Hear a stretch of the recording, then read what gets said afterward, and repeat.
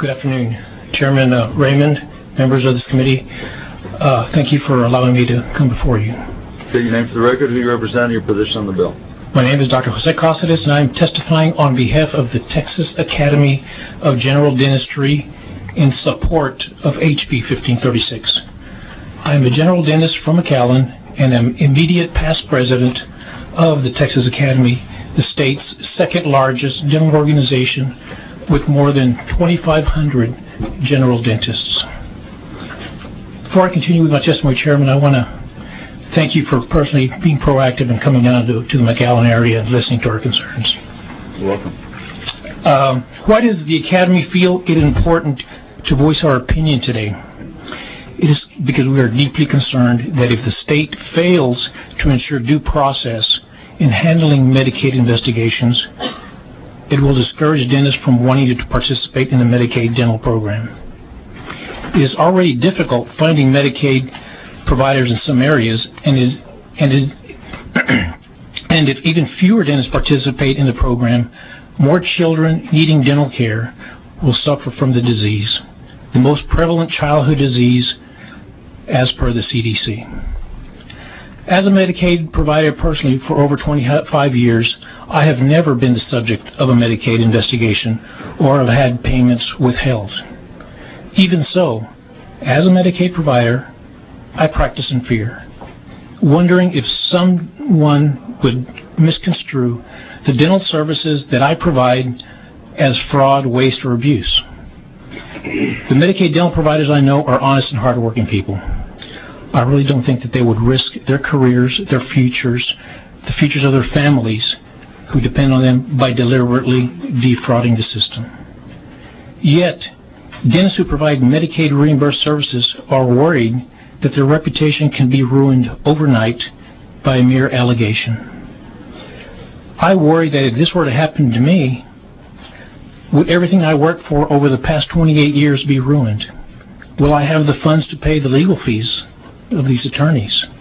And of course, my family, their futures, their colleges, it's a big undertaking. Talking to my colleagues, they are fearful that they will be targeted next. Worst of all, the message is that once arrested, there is no due process available.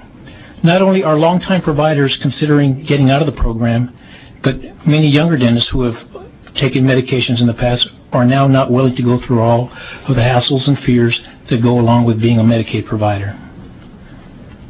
When I got accepted to dental school over 32 years ago, I promised myself that I would return to my hometown to help those most in need of my services. Yet, after being a Medicaid provider for over 25 years, I too am seriously considering opting out of the program. Likewise, for instance, our only board-certified endodontist, root canal specialist in our entire area, already got out of the Medicaid program after only a couple of years of providing care. HB 1536 will help allay some of the fears by improving due process for someone facing allegations. However, even with these added protections, fraudulent providers will still be held accountable. Let me be very, very clear. The Texas Academy of General Dentistry does not support waste, fraud, or abuse by any provider. We believe that the precious funds allocated for Medicaid should be used for their intended purpose to make sure children are able to get the oral health they need. While the state must continue its efforts to make sure that there is no fraud in the Medicaid program, there also needs to be due process for those who are accused.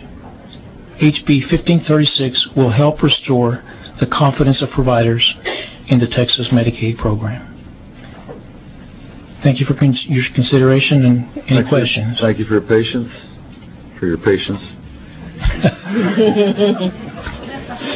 What are you going to do, man? And your testimony. Members, any questions? Mr. Stanford?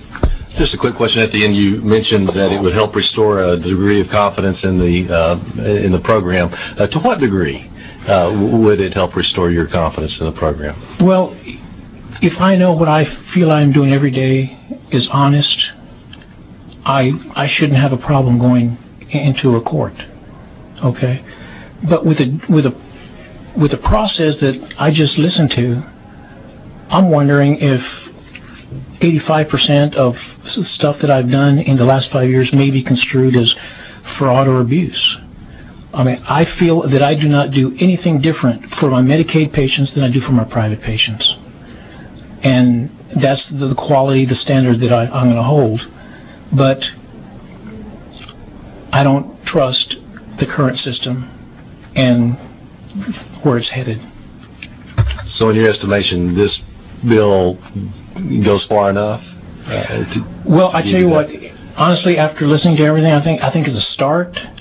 I'm sure, there's other issues that may be out there in the future that we as a provider are not aware of.